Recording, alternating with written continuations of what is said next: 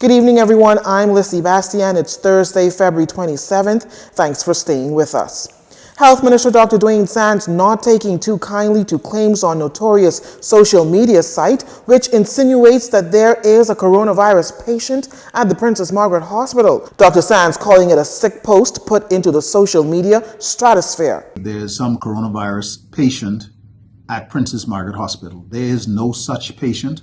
There are no suspected, reported, or confirmed cases of coronavirus in the Commonwealth of the Bahamas.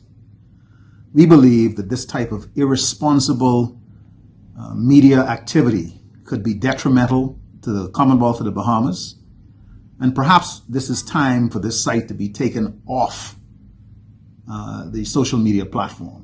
Now, Dr. Sands did confirm with Jcntvnews team last night that 6 Bahamians are currently in quarantine after being exposed to COVID-19. Dr. Sands provided that update after an additional 2 persons were quarantined, adding to the 4 quarantined after traveling on an Air Canada flight between February 14th and February 21st. Dr. Sands said the persons met the criteria for quarantine after protocols were followed by technical officers. Dr. Sands insists that there remains no suspected, reported, or confirmed cases of COVID-19 or coronavirus. To date, there are 82,550 confirmed cases worldwide, 78,497 in mainland China, 1,766 in South Korea, 528 in Italy, 60 in the US, 11 in Canada, 189 in Japan, and 15 in the UK. The coronavirus has claimed the lives of more than 2,800 worldwide. Minister of Agriculture Michael Pintard says he has turned information over to police involving a bogus Instagram account representing his likeness. He says the fraudulent account is soliciting money in the name of Hurricane Dorian. It has come to our attention that a fraudulent social media account has been created on Instagram purporting to represent myself, Michael Pintard, and the Marco City constituency. This fraudulent account has begun to wreak havoc for some private residents who have been contacted asking for personal details, including financial details.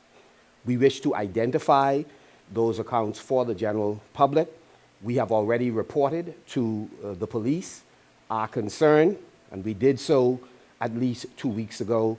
And of course, we have reported once again, now that we know residents have in fact been contacted by these fraudulent accounts. Mr. Pintard says the persons behind the false account is purported to be an international agency asking for personal information. The following are the sites that we immediately ask all Instagram followers to unfollow. Michael Pintard at 215 and Michael.Pintard.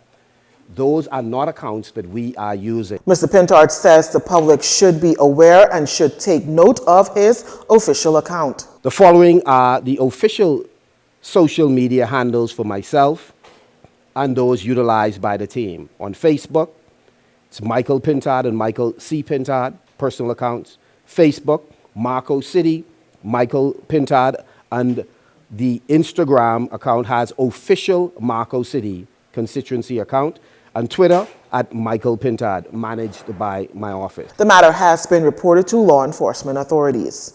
Over the Hill community to benefit from a new agricultural initiative, the government of the Bahamas will partner with the agricultural arm of CARICOM, the Caribbean Agricultural Research and Development Institute, CARDI, to launch backyard farming for the development of smart food production in 13 schools in the Over the Hill communities. Executive Manager of the Over the Hill Committee, Ms. Sunita Ferguson, explains the importance of the initiative.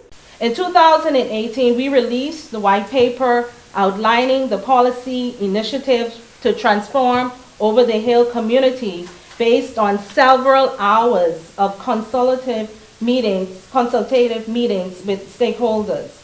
We recognize the need for and the benefits of community-based farming initiatives. Those of us old enough to remember would recall the days when homes in Over the Hill community were arrayed with fruit trees, also where vendors lined the streets to sell homegrown, healthy produce.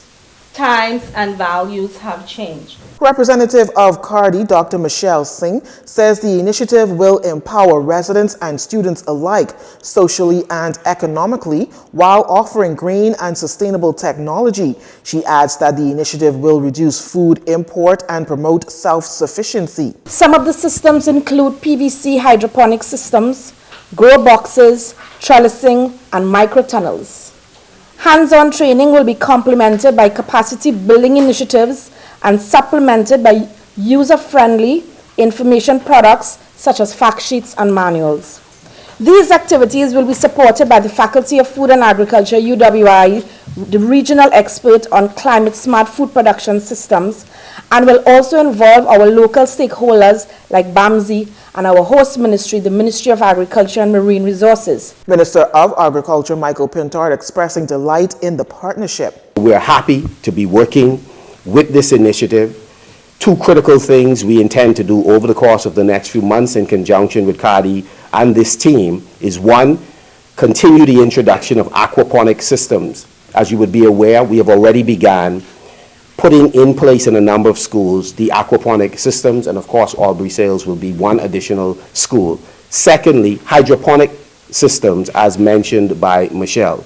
And so we are appealing to the corporate community to partner with us because we believe the schools would be at the epicenter of supplying communal farms and backyard farms surrounding these school initiatives. Minister of Education Jeffrey Lloyd praises the initiative, expressing that farming is a highly scientifically driven industry, which he believes the country has to do a better job of convincing Bahamian students that agriculture is a viable career. You're watching JCN News. Stay with us. This segment of the news was brought to you by Alive.